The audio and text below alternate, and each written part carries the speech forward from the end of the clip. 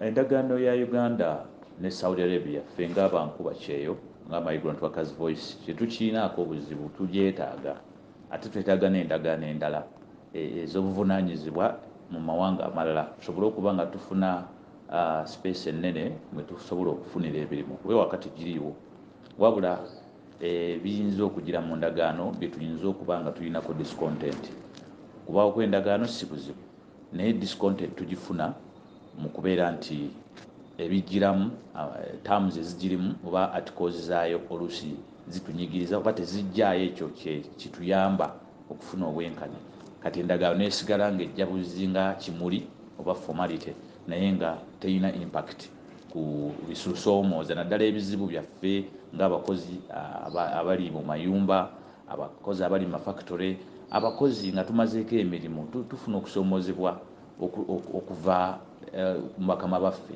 batulemera bakama baffe bagaana otusasula bakama baffe akukuba n'akutulugunya ayagala okukozesa nga omuddu we mu mayumba agasukka mu emu kugamba n'otuuka okulaba nga olabikira ddala bulala nnyo so bayirato eyinza okuba nga ebyo tetulaga wegenda kubyadressingira okugjako mu kakiiko bo ke batugamba nti aka joint technical committee ate nga nako tekabangawo so ensonga lwaki tukyasigala nga tuwakanya nti bayirato eno eneetuukiriza ebyo bye tusaba. Mr. Kayonde, olowooza nti amawanga gombi abiri galina obusobozi obw'okulondoola emirimu gy'abantu bakyeyo obutali mu pointi ya komiti?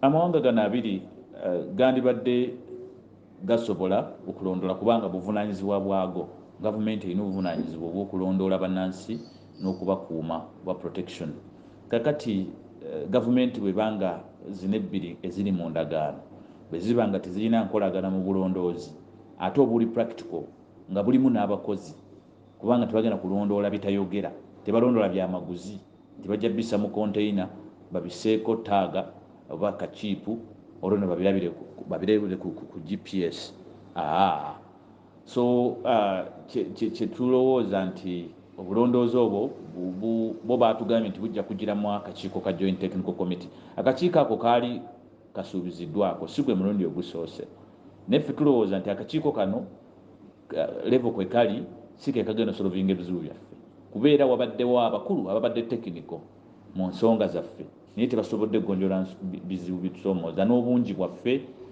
n'ekirala issues zaffe ezimu zeetaagamu ngaffe bakozi ffe twogeraganya ne bakozi bannaffe ebiseera ebimu bannaffe bafuna ebizibu nga teyeetaaga technical wing wabula yeetaaga munne gwayogera naye asobole okukakanya ensonga kati mwe munaddira ensonga entono zonna muziwagike mu kakiiko ako aka joint technical committee kaba tekajja kukola ekyokubiri katula emirundi ena omwaka kati akantu akatula emirundi ena omwaka ng'abaana bafuna ebizibu kuva ekiro 9 nakati tuliko abali mu kubuuzaanya ayamba then joint technical committee batakola makulu tulowooza ejja kukola amakulu ng'ekolaganye n'obukulembeze bw'abakozi gye tuyita workers administration abakozi in their presence okunnyonnyolanga bannaabwe okubatuukirira okubaawo mu kubavuunulira n'okubeera nga be babawa kye bayita collective bargaining tosobola kubanga owa collective bargaining nga gwagiwa ate toli member oteekeddwa okuba nga bargaininga obagainingira ekyo kyennyini ky'olinamu interest but none of these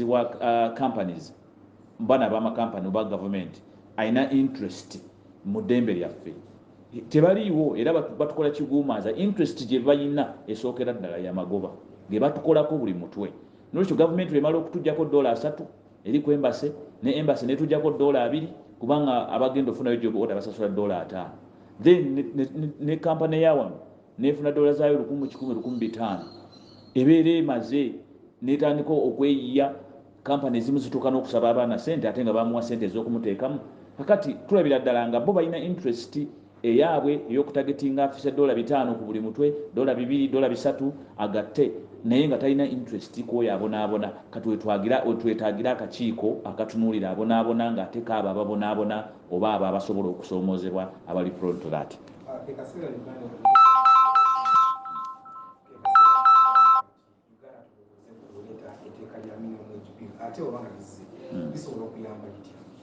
Etteeka lya minimum wage bill liri important kulu nnyo naye sirowooza nti Uganda ne political status yaayo esobola okumalagaliriza okuyita kyekimu ku bitukotogedde ne bitunyigiriza ng'abakozi abakolera ebweru nti batuuka okutugula nga abagula amatooke g'emyera kubanga munaye gye batujja bantu bali awo tugamba tebalina value, tebalina ground, tebalina standards kuba bapimira. So abasajja batugula nga abayola mukene olwokuba tetulina newaka wano tetulinawo wage ntuufu gy'osinziirako nti oba eno osikokoma. Nolwekyo etteeka okujja liri it should have happened by yesterday naye terisobola kubanga political status eriwo esikiriza bamusiga nsimbi which bamusiga nsimbi baba capitalist abajja wano baagala kufuna that freedom employing omuntu nemusasula ekitono under cheap labor tag. Kati yawe wali obuzibu nti president waba ayagala okujja promotinga industries wano yeetaaga cheap labor. Kati bwaba yeetaaga cheap labor addira najjawo minimum wage basobole okukwata be batwala mu nammambe ne mu mafactory ago basasule 3,000 bakolere ono investor ate ekyewunyisa ate investor na repatriating sente zonna n'azizaayo eri. Awo saagala gendawo nnyo wali bit political naye ng'ekikulu kiri nti minimum wage yeetaagisa okutuyamba naddala ffe abaana abakola ebweru w'amawanga olwo nno tusobole okuba nga tufuna obwenkanya.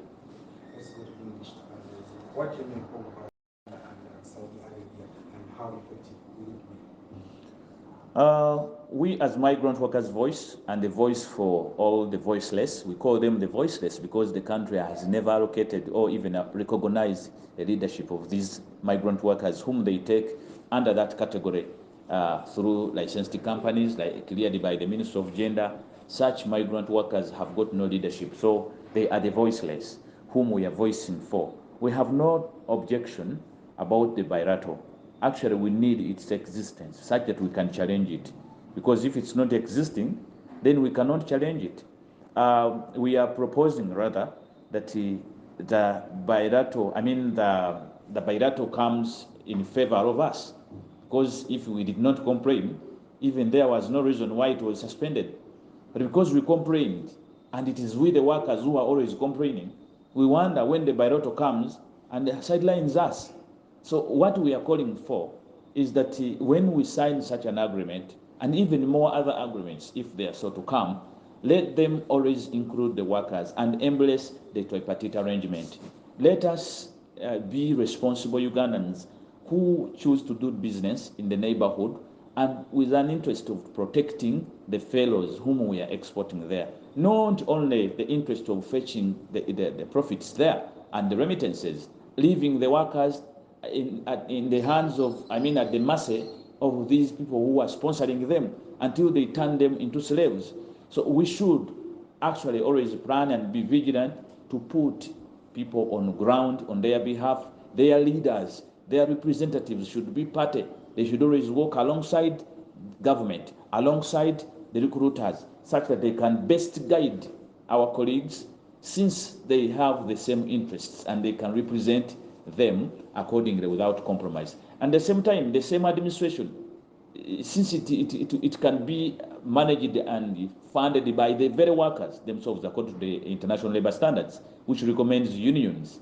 If you can't appoint a union or authenticate a union of such people, give them an administration, as Philippines did, an administration which will attach even to their embassies, such that you can have some bit of order and some arrangements that can always help you to safeguard their lives and enter into their disputes. This is not the first argument Uganda has had. However, how effective do you think this will be? And does Uganda have the resources? Does it have the capability? Same applies to Saudi Arabia to enforce these labor laws, because we've seen them being made and not enforced. First of all, Uganda, in the past years of the bilateral, has had no capacity to even implement or run its Ministry of Gender problems concerning labor export. So you find that they have a problem with the budget. Ministry of Gender has a little budget on labor export issues, where they get around 80 millions a month. That is too small money, and yet 75% of their works is on labor migration. They are ever dealing in these migrant workers, even though they don't monitor them, but they are always making themselves busy into that. That means they need more money. And when you look outside to see if there is a clear to indicate some rainfall, you don't see anywhere the Minister of Finance and URA talking about remitting or bringing this money back to the people who are collecting it. The $30 in form of a budget, because they would allocate a budget for monitoring Ugandan migrant workers, which budget would include all the services needed even to run this committee. But we are not sure if this committee will exist if there are no funds. These officers will need to be facilitated for that, for the committee to exist and implement its objectives. But without that, then don't expect. Then also, the committee may fail because of not having people on the ground who are attached to it. That is the workers' administration.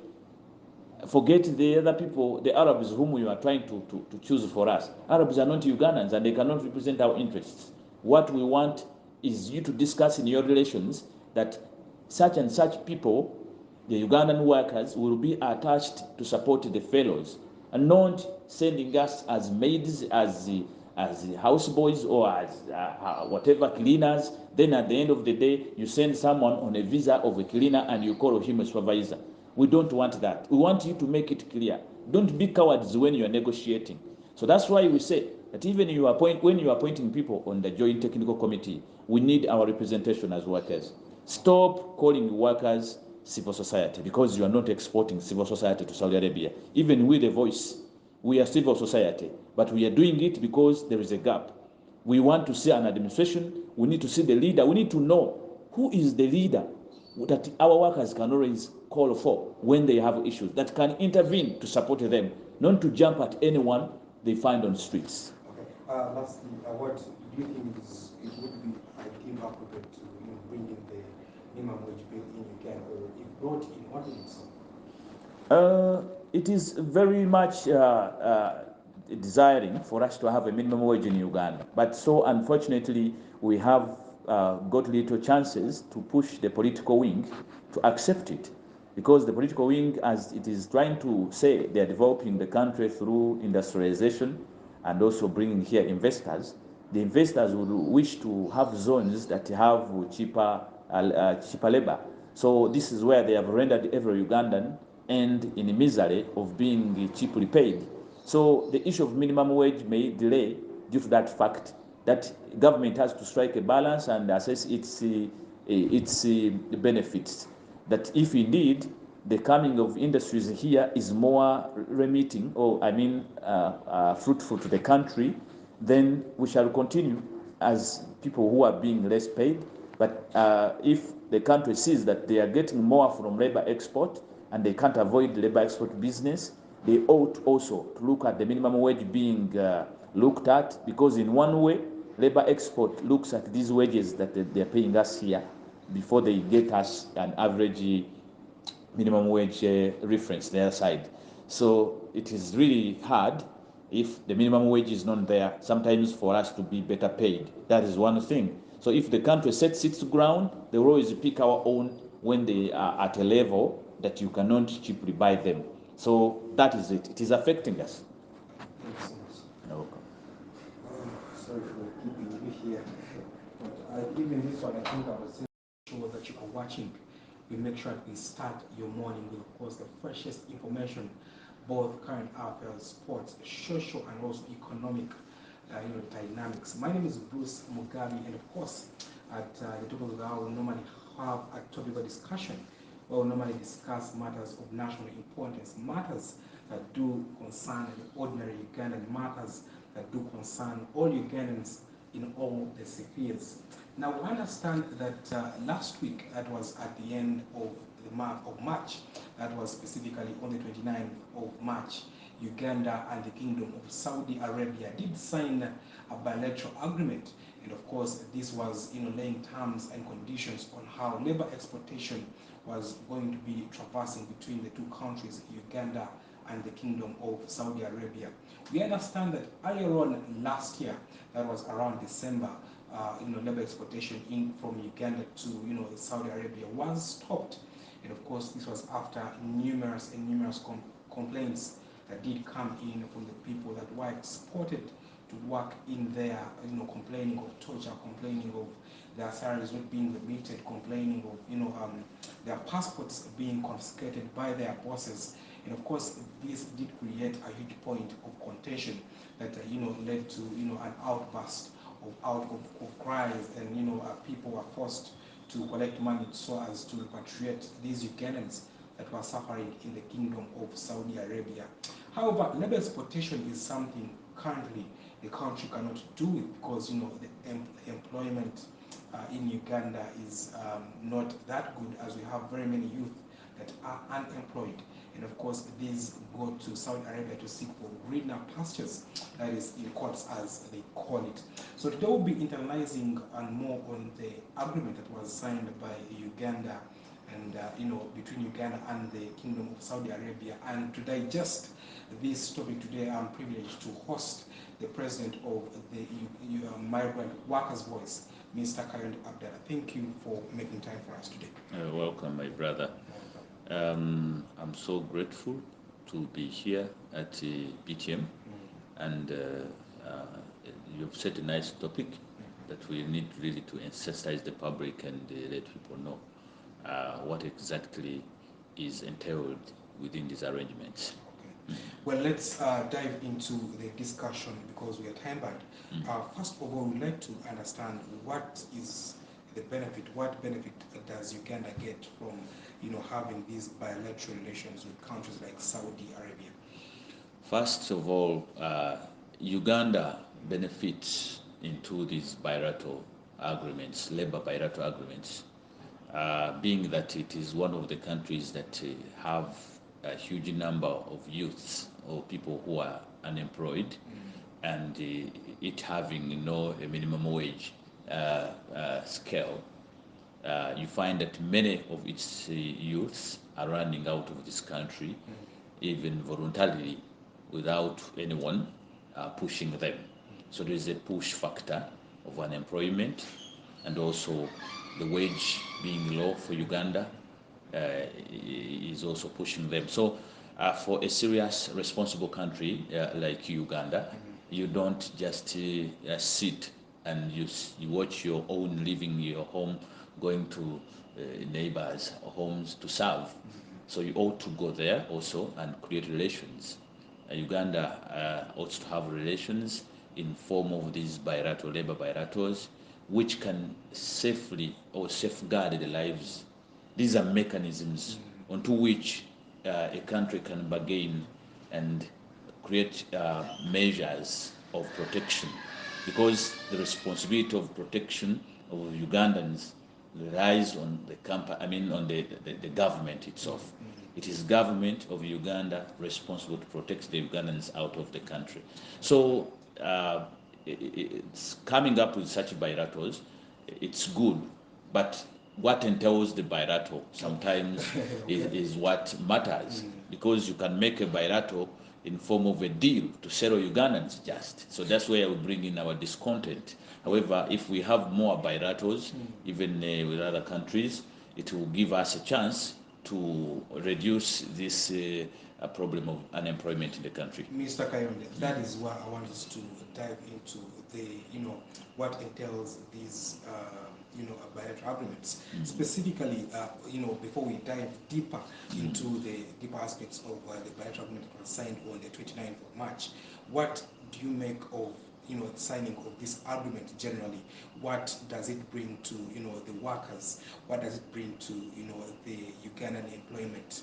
Okay, not only Ugandan employment sector, but also government benefits even workers from the whole bilateral.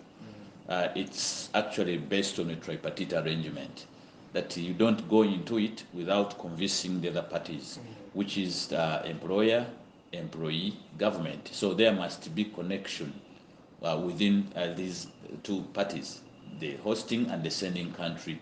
You must have relations in the other country that lead you to have a bilateral, and the contacts and the systems onto which you're going to use to deploy or attach these nationals.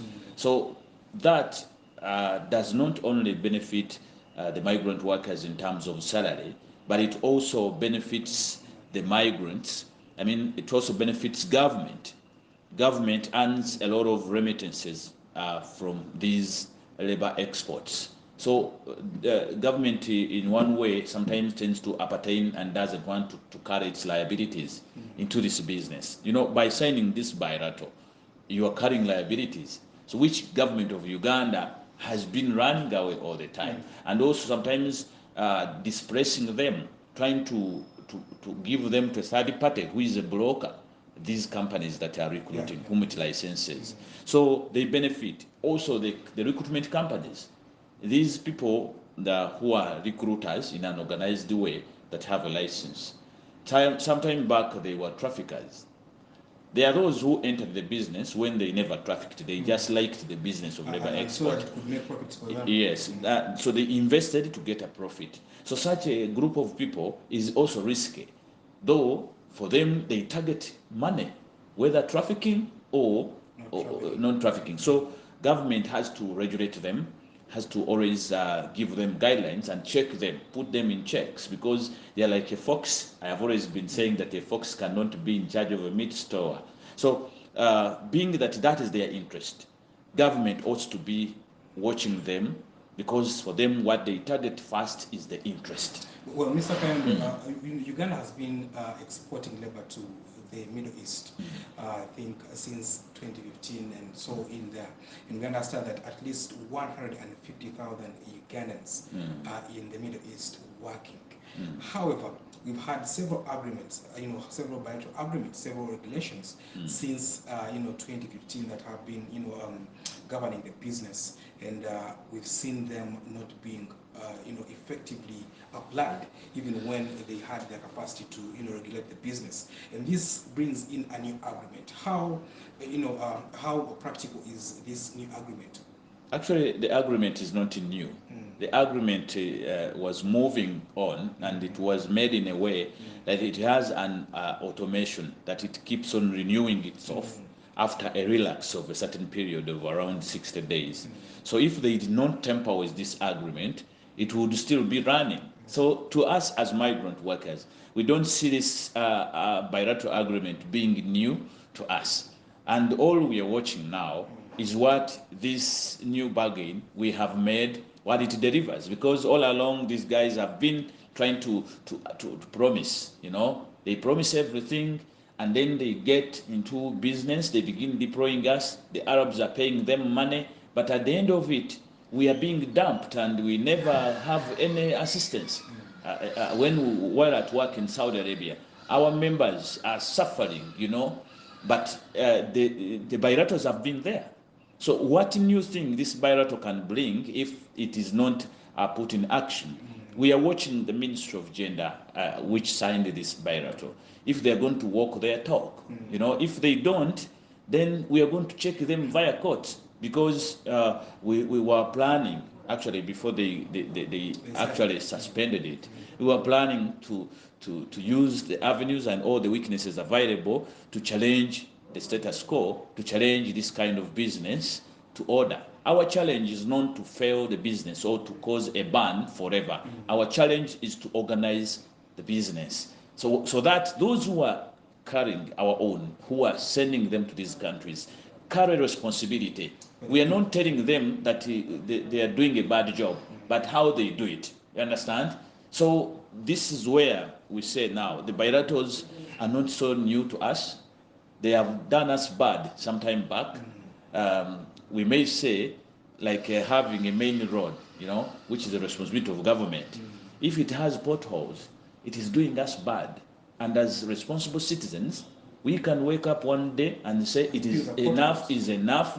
Please, government, we are stopping all the vehicles from crossing over until you cover these potholes, because we are making a lot of accidents.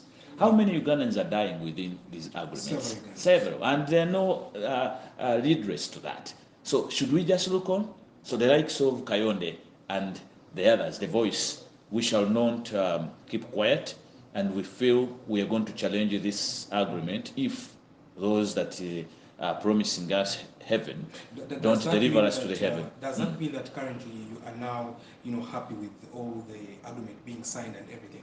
We have no objection. We have no problem with the signing of the agreement. But because if we were to go to court, we need to challenge an existing agreement. If it was not there, what would we be challenging? So the terms and conditions are good? Yes, the terms are the ones we are challenging. We were there in the meeting when they were telling us, please just let us sign, then we shall discuss the details of this afterwards. And some of the promises they made within the agreement, the Joint Technical Committee. In fact, you see, that is something I would like us to dive into, because I'd like us to break each and every term by term. First of all, yes. They did mention that both parties are obliged to establish a mechanism for deliberating on and resolving emerging issues of welfare and the rights of these domestic workers. That was Article 2.2. How practical is this? I think these people, for as long as we have had a discontent from the beginning, that you cannot be wanting to solve our problems when we are not in the problems, or when we are not part of the solution. Otherwise, then you are regarding us subjects. You cannot say you are going to plan for how to help migrant workers when the migrant workers are not involved into the solution. If they are human beings, that's to say. But these people in the ministry, they have always made a mistake of thinking that we are subjects. We are objects, like bananas, which they plan for, which box color they will use to pack them in, and then export them with a chip. This is how they see us. Have they failed to recognize your leadership? Yes, they have failed, and this is why we made a strong bargain in the agreement that please mention it, be clear to us that you are now recognizing a workers' administration as a third party in the tripartite arrangement. If you are to go as per the international labor standards, because the international labor standards come out clear and they say workers provisions must be made public. They must be clear. They must be given their own position to bargain. If you are to promote collective bargaining, which is a liberty, if you are to talk about social security, which is a right, a human right, a basic human right, you cannot do it without workers. So these people always want to talk about the talk of we shall be caring about you, we shall support you, with an assumption that as if they are going to be feeding a cat which doesn't talk. And even sometimes this cat can fight against any sabotage. So as the leadership of the workers, what are some of those provisions that you're not satisfied with in the agreement? Right now, what I can tell you, we have never been nominated by any migrant worker to represent them. We are representing the civil society. And I don't know if the bilateral mentioned of Uganda exporting civil society to Saudi Arabia. Therefore, it is mockery for even anyone who thinks to say that, we called the migrant workers to be party. Those you called were people from the civil society, we the voice, who are voicing for these workers. There is no formal leadership known to this country. We want to challenge the PS, we want to challenge the minister. If you are really taking these Ugandans as human beings, who is their leader in this country? We need to see you coming out clearly, to spell out yourselves as you appointed or as you've worked alongside with the UERA leadership. That is the recruiters' leadership. Please come out and identify who is the leader of these Ugandans you export in that category. Because I don't want us to jump from there.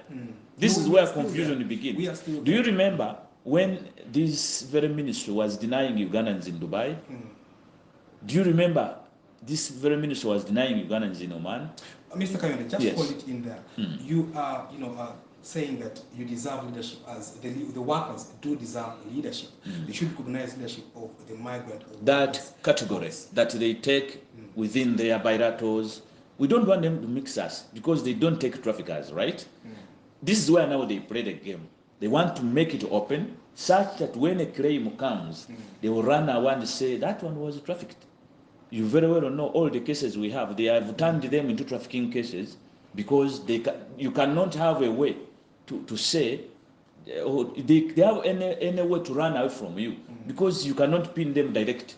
So what you're saying, are you saying that the dispute settlement mechanism that has been, put in the Republic of Saudi, the Kingdom of Saudi Arabia, is not credible enough to handle these matters? And not practical. It's just ideal, which has been there because the BLO disagreement was mentioning the same Joint Technical Committee that will be there to see and monitor these activities of this kind of bilateral. Actually, the Joint Technical Committee is a technical committee that will look at how this bilateral is being propelled. So these people assume that a Joint Technical Committee, which is going to sit 4 times in a year, is the one that is going to be on ground to monitor, supervise these workers, which is not real. It is not. It is just something they dream that cannot happen. Why are you saying it cannot happen? Because it has already failed. The Ministry of Labour and did say that they will be forming this in a period of about 2 months, which we will expect this committee to be. Is it the first time? Around June. You're saying it's not the first time, but how about you, the voice of the migrant workers, do project to this team what is expected? Try to advise them. Do they give you that opportunity? And if they do, wouldn't that also, serve the same purpose? Of course, what we are asking for, that please, if you are to form this committee this time around, the workers must be represented there. 2, we need a migrant workers administration, a committee that represents workers' views, not to mix it with anything. If workers are to be well represented and their disputes be resolved, and also their disciplining matters. Secondly, they need counseling and guidance. They need their equals. They don't need a minister. They don't need a minister among you whenever they get a problem. And we don't want them to position themselves that they will be there whenever girls get issues. These girls sometimes don't even listen to them because they know these are the people, these are the perpetrators of their suffering. They will always ignore them and run to their equals. So if they don't organize this, the whole industry is in a mess. Mr. Kayonde, this is a point of view that I would like us to now go into. What happens, or what has been the scenario of a worker who goes to Saudi and is in discipline? Do they have a committee that does whip them, that does put them back in line? There isn't such a thing, as if they are taking angels. And what does this mean or project for the labor export business? So the labor export business is now in danger because if you are taking human beings whom you know, they will need guidance from time to time. They will need to be checked. You cannot just expose them and then you wait when they will claim. You will never know whether they're claiming right or wrong. So you need some kind of order which must be laid right from home. You see, my brother Bruce, before you looked such nice to come before the set here, you prepared yourself from home. You walked out of your home knowing, dressed up very well. And that's why you look so nice here. But you don't expect to look nice when you moved out of your home in a very disorganized manner. That's where we assert that Uganda has done more harm than good to kill the image of Saudi Arabia. Because of taking even unqualified people. Because for them they are after numbers, taking people whom they cannot have control on, just deploying to earn a profit, and then they don't care whoever is tortured, whoever has done what. So when it comes also to torture, then it gets worse because nobody will be there to help. So this is where we are saying we don't want to discuss anything. If you are not putting us in, we cannot allow you to always continue going behind closed doors to prepare our food, and then we also come and serve it, unless when we are in. Mr. Kayonde, just as we are discussing, for those who are just joining us, we're discussing the just signed bilateral labor agreement between the government of Uganda and the Kingdom of Saudi Arabia. So for those who have relatives that are working in those places, just know that new regulations were put out, and maybe this could secure or not secure your loved one in Saudi Arabia. And that is why we're here discussing this, to make sure that we can put our voice and put to order the things that are not in order. Mr. Kayonde, just in there, we were just talking about the committee. I would like to understand what would the workers, if you put you've ever been to Saudi, and as a worker, let's go back in those shoes, as a worker, what would you be expecting from this committee if it is going to be appointed? So what would you be expecting exactly? We would expect this committee to work in close relationship with the workers, because workers, first of all, have jurisdiction in these countries. They have jurisdiction in Saudi Arabia, and also workers working in close relationship with government, because that's where protection begins. Wherever there are issues among workers, our first contact should be the embassy. That means we have failed on our level, at our level. So what we do, we have to make sure that that symbiotic relationship works. We shouldn't expect that if the Joint Technical Committee is formed, we are going to continue calling the Uganda companies. Uganda companies have, their role must stop somewhere, and then they get to be checked afterwards. If at all they deployed maybe insufficient workers, people who had no skills, who were non-trained, who were trafficked and all that, they can be checked. But you cannot call them to come and question someone they already and the profit. That's where workers have remained in dilemma. That you expect a person, a recruitment agency in Uganda, to monitor what it sold, to monitor what is already served. That is total disgrace. Do these recruitment companies have agents? Do they have offices in Saudi? Even if they do so, those agents are serving whose interest? He who pays the piper must claim. These bosses we are working for in Saudi Arabia, they pay to these offices, and these offices, they pay to the embassy, to government of Uganda, and they pay money to the Ugandan companies. So the worker is left there. A worker is not represented anywhere. So our claim is that we don't want someone who is already compromised to be our rights defender, our welfare defender. He cannot fit whatsoever, and this has been a chronic cancer. Many of the company directors don't believe that they don't even need to talk about our welfare. If they're to give us welfare, they should do whatever the regulation tells them.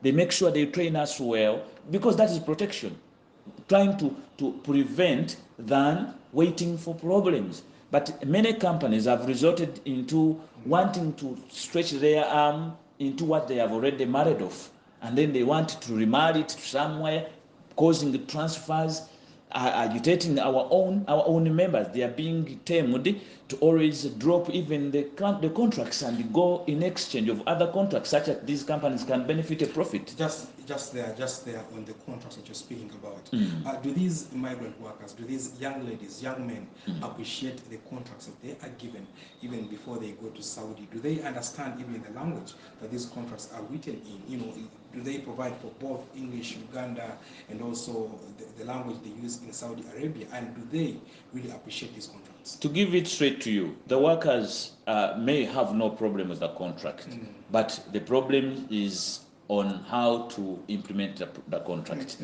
The contract is implemented about to 40%, only it being in a formality that it is there. That's where people stop. It is very difficult to use it to bargain for your right. It is very difficult in these kafara systems to use this very contract to get rid of torture. Even though the contract clearly says you must not be overworked, you must be paid in time, you must not be raped, you must not do ABCD, but the bosses seem not even to understand the contract they have in between the worker and him. When you look at Article 3, subsection 8 of the just signed bilateral labor agreement, it says that both parties are to ensure that workers have a recourse to competent authorities in cases of contractual disputes. Does this provision solve this problem? That has been there all years, but it is never put in practice. They would promise it each time they sign the agreement, but after some days, some years, you can never see it happen. You only hear the workers continue claiming.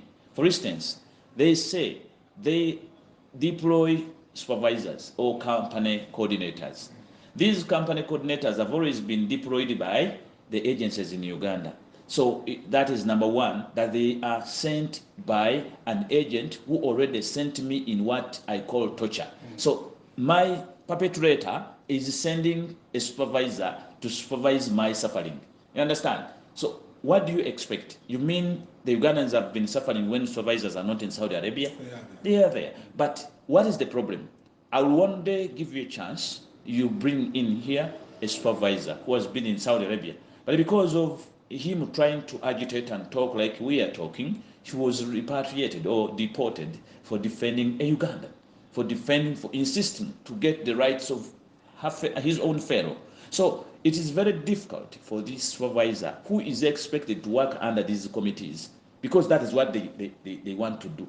They want to make us continue believing that they will continue deploying supervisors who are paid by Arabs, who are paid by these companies to serve the interest of workers. It can never happen, because it is the Arab man who pays this supervisor. Do you think this supervisor will be serving the workers' interest, or he will serve? Definitely not. You can't bite the hand. Of course. So the same way, in the same arrangement, the bilateral brought that they are going to attach some Arabs in cities, and then some to attaches at the embassy, labor attaches, and then the Arabs will be in the cities to help Ugandans. That's fine. We have had Arabs in an organization called Sakan in Saudi Arabia. It is owned by Arabs. The man is called Dr. Hussein. He's an Arab. He has a team of Arabs. These are people who are having a shelter. For us, we call that shelter as a point of exploitation, because they wait for a girl. They don't help this worker while at work.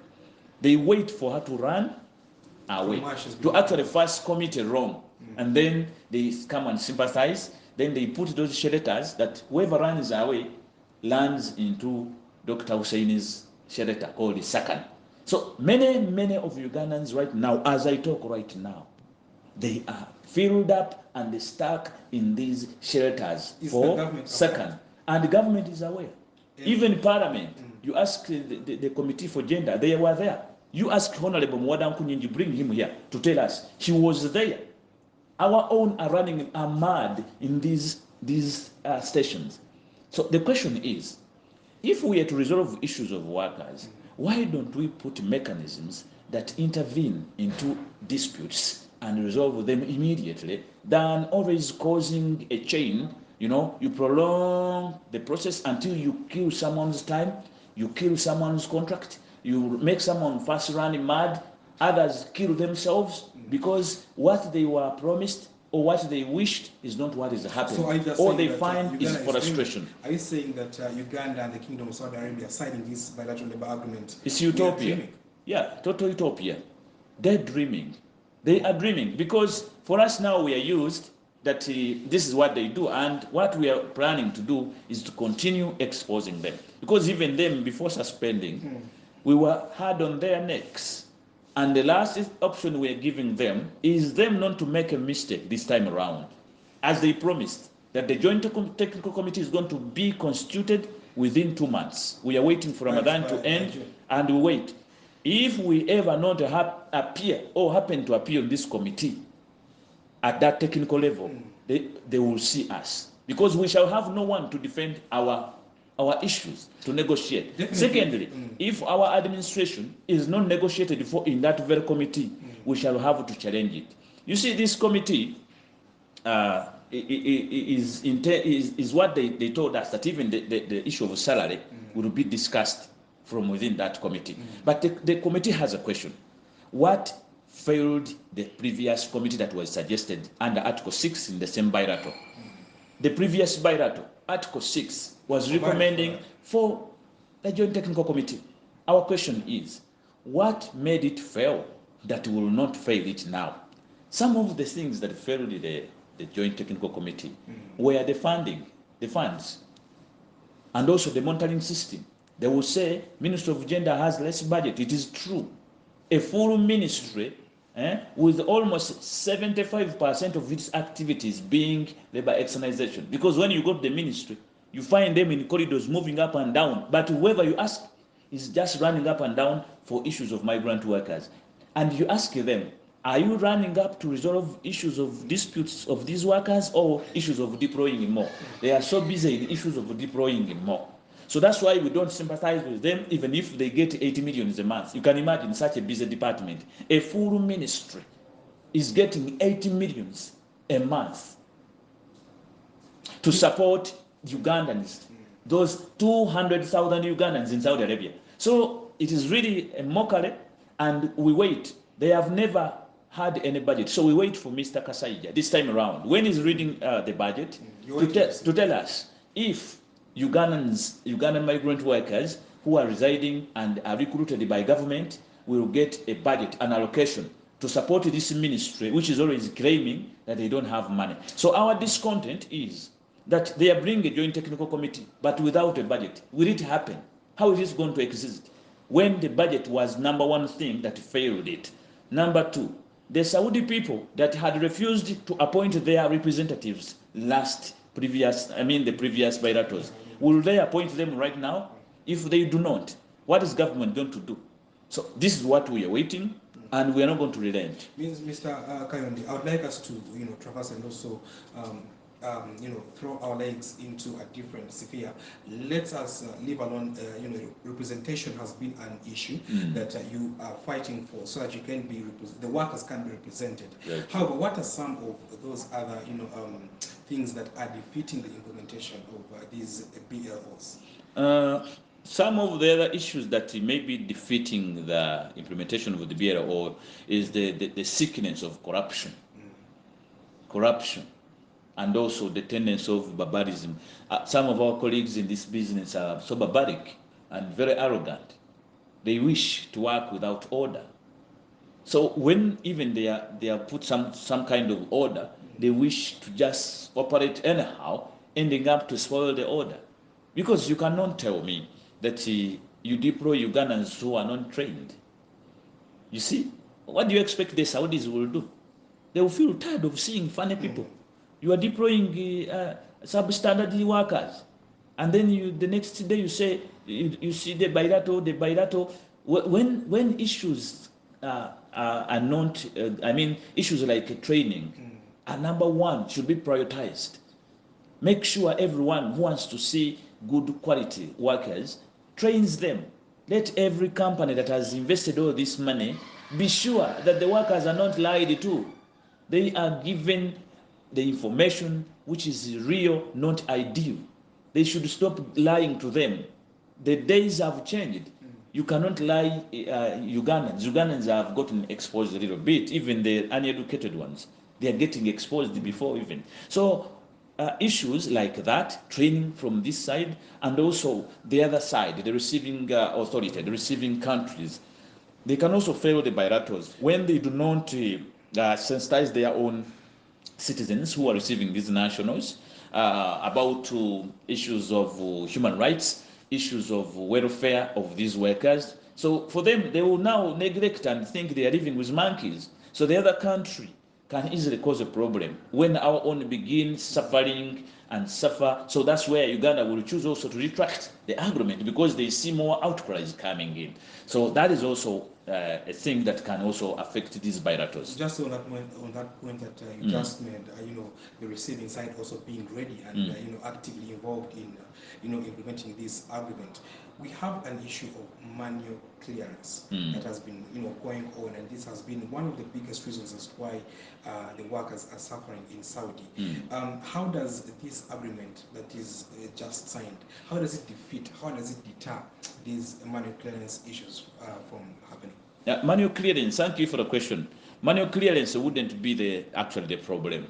It is more encouraged because you can easily assess if somebody is mentally sick, if but and also going auto clearing, it's not good, because this is where people sneak in numbers whom you don't know. You can't even interface with someone to say, I saw you, you are the one I cleared. So manual clearances are better. But the problem with manual clearances of Uganda is being bipartite. Always wanting these guys to be in a bed together. What do you expect by the two people of the opposite, whatever, sleeping together? They will become partners. and then eventually produce a compromised baby, which is a very gay and funny industry that you see today. But if they bring in a third party, then checks and balances will happen. This third party, for instance, if Ministry of Gender as our mother, as our administrator, because we have some people in Ministry of Gender who have companies, we only don't want to mention them here. So sometimes they feel like recruiters. That's why when we talk and pinch more on the recruiters, even themselves feel bad. And yet they would feel happy when we are checking these guys whom they license. But they feel a grudge on us. Why are we talking? Why are we talking on these companies? We are failing in the industry. You wonder such people. But now you find that some of them have companies. So wherever we talk, they don't want us to talk. The thing would be if they had cleared someone for a company they licensed. Why don't they, as they give a copy to UWERA, which is the association and the umbrella of those they export, as they give a copy when they are clearing, they serve it to UWERA. Let them serve a copy to the Workers' Administration. We clearly know that these are our members exited by this company. We don't want to hear anything afterwards. That this girl is already in Saudi Arabia. She has worked 6 months down the road, but she was trafficked. And she's also pinning the company. This company is the one which brought me. Then you wonder, if Ministry of Gender was not in the mix of trafficking the same girl, how come this girl jumped on the list? And how did this girl pass the airport? So if there is a third party, always to put these people in check, we shall have order. Order will be embraced. And I want the president to watch this. Because this is thuggery, this disorderliness among these recruiters, they should not lie to you. They should not lie to anyone. Even you, the leader of opposition, as you are coming or aspiring to come to head this country, you are not going to stop labor migration. You are going to come and we are going to be the ones to tell you this. So right now I'm telling our current president that these people you have left to run this business or to continue, because as they sign this agreement, you may not be interested in their business, but you did not stop their business. You understand? So they still have an authority to go ahead. Yes, so we want to tell you, whatever they do is not balanced, it is lame, and this is exposing enormous Ugandans, it is exposing your voters, it is exposing everyone. Very many families are attached to these children who are exposed as such, who are trafficked within the system. You find a girl who was taken by a licensed company, crying for help, like as if she was trafficked. So you ask yourself, what's the difference? If you are not extorting us, I mean, you are exploiting us within a system you have decorated, and yet inside you are doing nothing, you are not doing anything. Mr. Kayonde, let us, as we wind up, because we are just a few minutes away from our time getting done, what is the step that, the representation, the migrant workers' voice is going to be taken in case your issues are not put at the forefront? As the strongest voice so far in the country about these issues, we are promising that we shall not retire. Actually, we have actually cultivated even enemies against us. We wonder now, why do you hate me? I am the voice and the voluntary voice. You don't facilitate me, you don't give me anything to stand. So if I endeavor to explain issues that many have cowardized not to explain, please, why don't you clap for me, appreciate me, and try to always give us a hand wherever we need it. For us, we are assuring migrant workers, whether you become our members or not, we volunteered in this on behalf of our God. We are going to continue, and we shall push on the people who are oppressing you. It is upon you, whatever you want, or our government will pay us, but we don't want to retire before we deliver you. You see, we are continuously having these problems to deal with migrant workers. And I don't know, in your point of view, as you also give your parting shots, do you think this is the ideal time that Uganda should be discussing a minimum wage bill? It is ideal, because having no minimum wage bill here or act, it is affecting even us who are going their side. These Gulf countries are minimizing us because of our cheap pay here. So they want to buy us cheap. And this is also giving an advantage to these recruiters. There is no average minimum wage, minimum wage reference. It's not there. So workers are taken and sold depending on how cheap they buy from their countries. The Arabs are looking at cheaper markets. This has in one way oppressed our salaries. Abaana bankuba kyeyo. Ekimu ku bitunumisa omusaala oguwerako kulwokubanga abaami bano tebasobola kukkiriza kutunda ssente nnyingi. Oba kutunda ssente nnyingi bagenda kubeera bali mitinga namba ze balina otwalayo kuba asuubula aba alina kujja na nnyingi. Kati kye bakola bo bafunira mu numbers mujemeko okulumwa enjala obwavu n'obutaba na mirimo bo gye bakoma okugamba kakati omuwalabu tumuwere ku bbeeyi ey'ekichina eri cheap asobole okubeera nga agula bangi atwale ate ne gavumenti ekyagala kubanga nayo ku remittances efunako buli mutwe. Yes, so so all that money they collect it because of your obedience to go and be subdued. So I want to wake up you that you accept to be subdued, then you respect your decision. But some of us who have grown up in an open world, we shall not accept that. We shall always stand our ground to tell you that it is our right to be given whatever we deserve, not by lobbying. We don't want to lobby. I hear recruitment companies always tell us, Mr. Kayonde, you come, we go and lobby. You go and lobby. You come and meet us and lobby. Our rights are not for lobbying. We do not buy it from you, bargain for it. Do you normally have rapport conversations with these labor recruitment companies? They are our friends. How do they turn out? Because for me, I am a bit mature in the brain, and sometimes I don't keep a grudge. Yes, even if I pin you here for the wrong you have done, because I love you. There's no way I can keep quiet about the wrong you do. So for those who may not be interested in our work, for us, we have always given them an interaction. Even we wait for them sometimes, that you don't accept us now, we wait. When it gets tough on your side, you will end in our corner. And when we squeeze you, don't say the man is bad. We have given you enough time as recruitment companies to look for us. As you look for us when you are taking us, please look for us now. We are the voice. And we want our administration to be put in place. We need to identify our leaders to be cleared, to always be in support of our members, wherever or where need be, at any time. Let it be morning or night. We need to see a migrant workers leader in this country being able to travel, to traverse countries where you have bilaterals and always negotiate in time.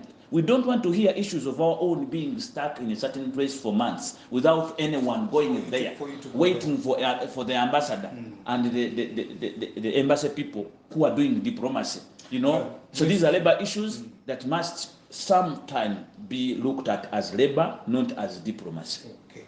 Well, very many things, Mr. Kayonde Abdallah. He is the president of the Uganda Migrant Workers Voice, and of course he did give a voice of the workers while he says that they people that do export them out of this country should also continuously look for them even when they've exported them, because they ought to look at the situation they are working in and how they are coping up with the changes that they do experience in the Kingdom of Saudi Arabia or any other country that these are normally exported to. Of course, that is what we have for you today on the show. You watched the Daybreak, and of course we appreciate your company from when we started earlier on in the morning at 7 up until now that we had a topic discussion. I want to say something for my colleague. Oh, okay. I want to say hello and send greetings to my friend of Tete Motors, Kasule Isma. He's my good friend. He brought me this morning. Oh, okay. I really liked it, and thank you so much, my brother of Tete Motors. Okay. Yes. Well, that is what we had for you. We'll be, saying have a blessed day and have a lovely good morning.